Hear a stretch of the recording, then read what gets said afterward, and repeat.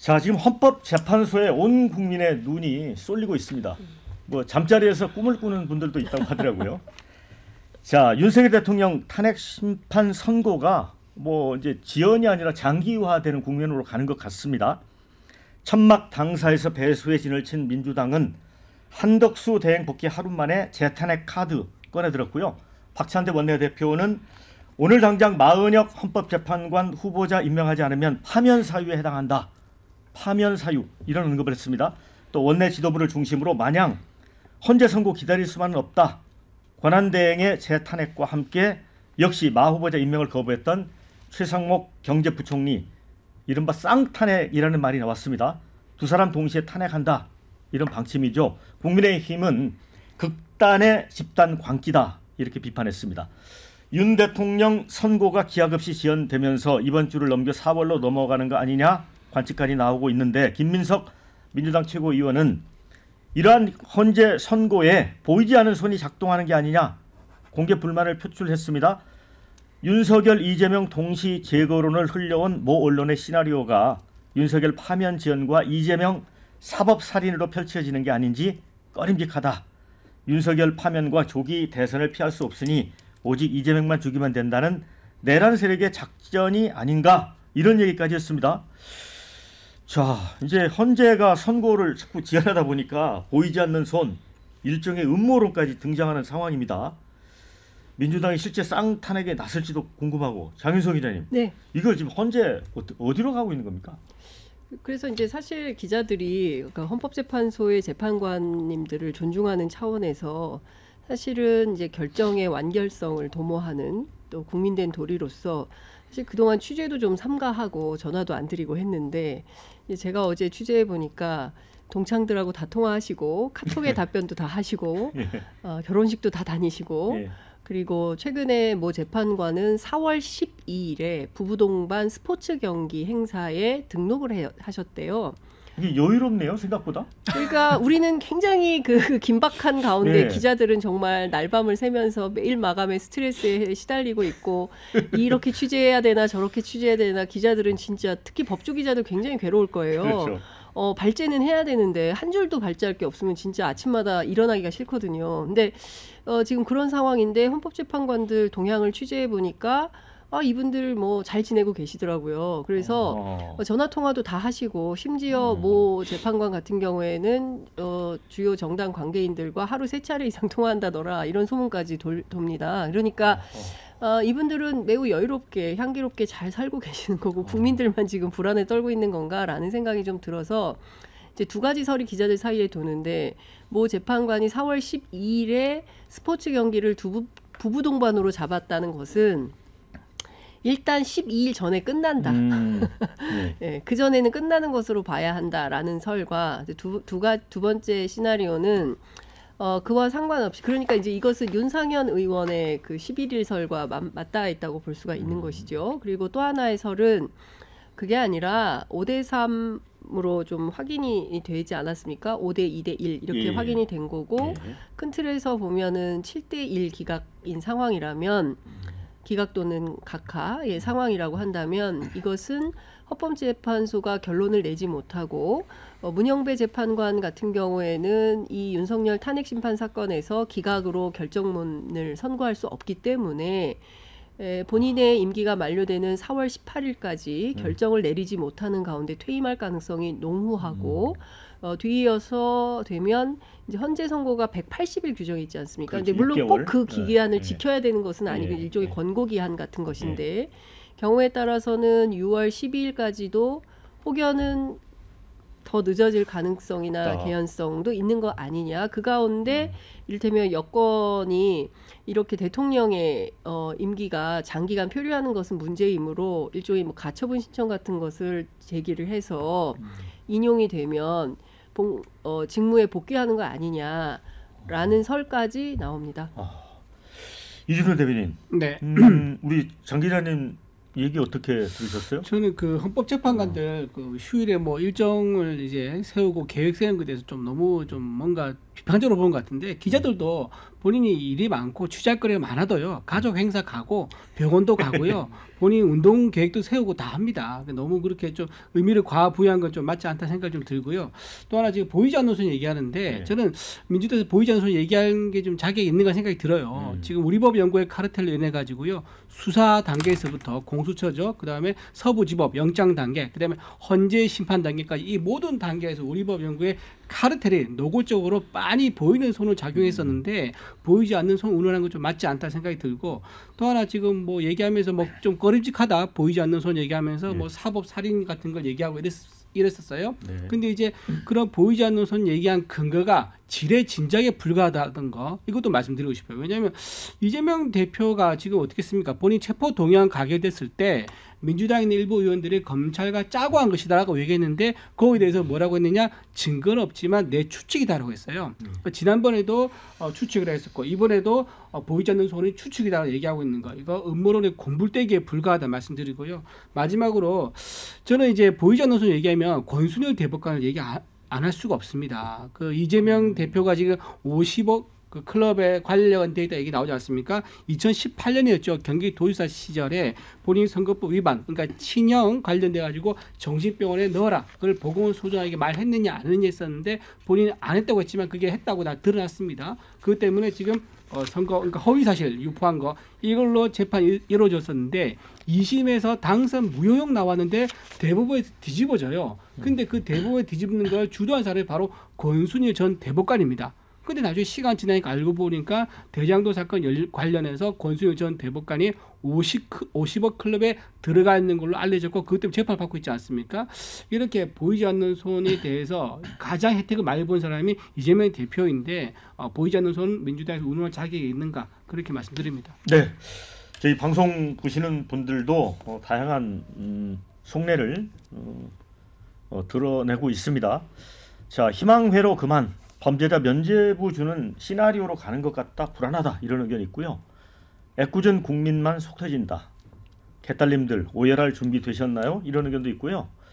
오버 말자 주말에 나올 것 같다. 이재명 선거 이후에 하는 게 공정하다고 보는 사람이 많았었다. 이런 의견.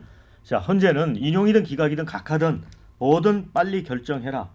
이런 의견도 있습니다. 김준욱 대변인은 이게 지금 당내에서는 윤이 동시 제거 작전이라는 이제 이런 얘기까지 일부 언론에서 아마 칼럼을 쓰고 했었어요. 그런데 이거를 꺼내는 게 무슨 의미일까요? 그게? 그 지금 보이지 않는 손이라는 말씀들이 나오는 이유가 그 최근 한 달여 동안 나왔던 일련의 사건들 이런 것들을 지켜보니까 뭔가 보이지 않는 손이 작동되고 있는 거 아니냐 이렇게 보는 겁니다.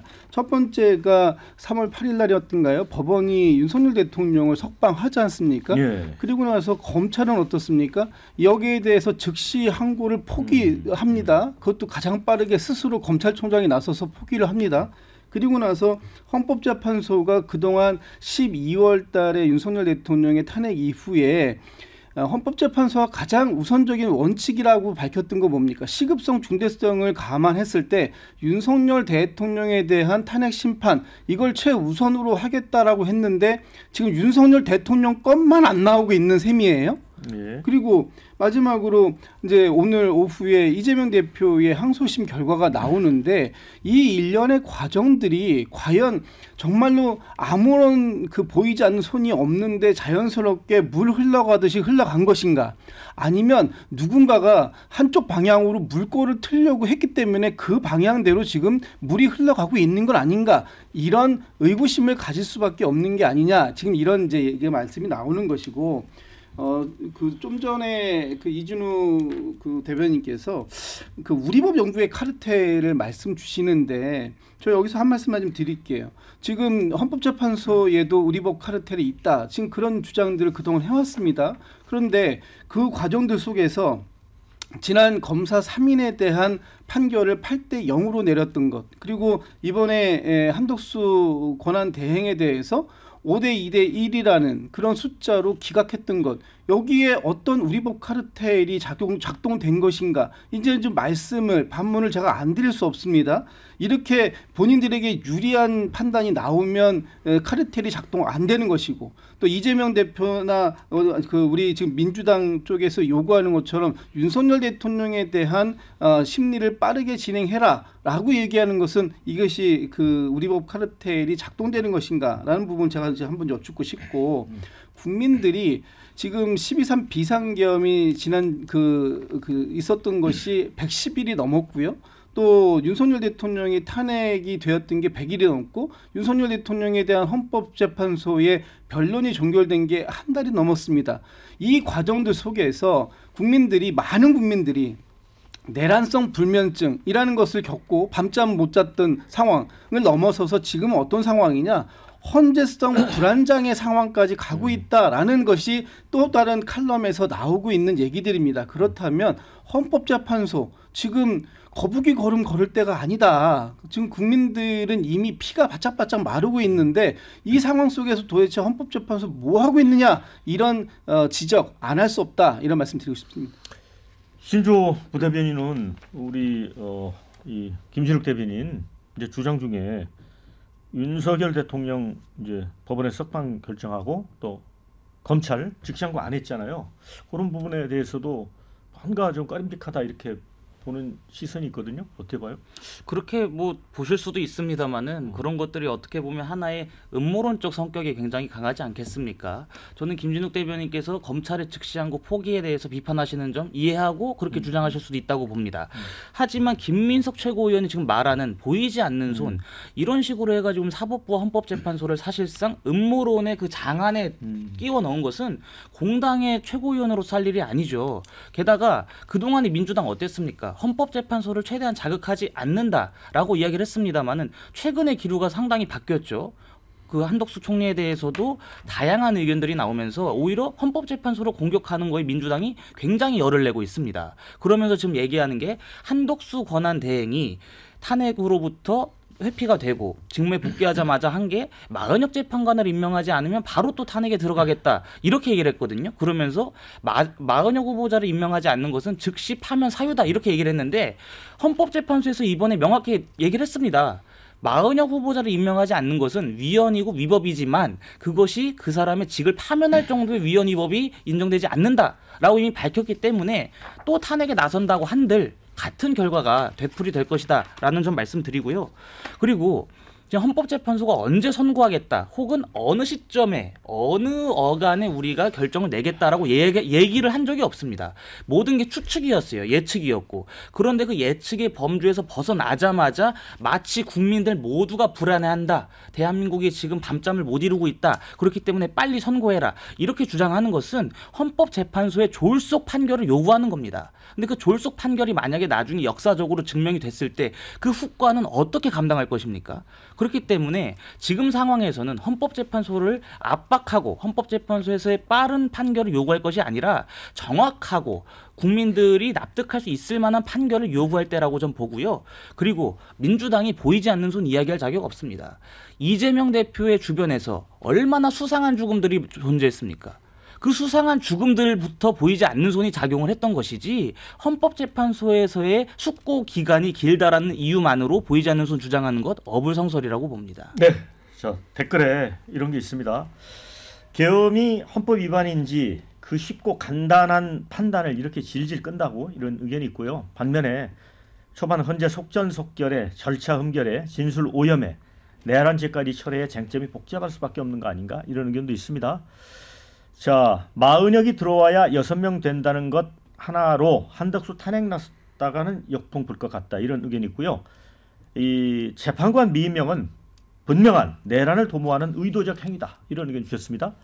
자, 그리고 최상목 한덕수 입을 맞춘 듯 헌재 판결에 승복하라고 하고 있는데 숨은 뜻이 뭘까, 이런 의견도 주셨습니다. 근데 장 기자님, 이제 민주당은 지금 그런 것 같아요. 처음에는 만장일치로 의견을 모으는 과정에서 지연되는 것 같다라고 이제 판단을 했는데, 이번에 한덕수 총리 탄핵 선고에서 제각각 갈렸잖아요. 네. 그렇죠?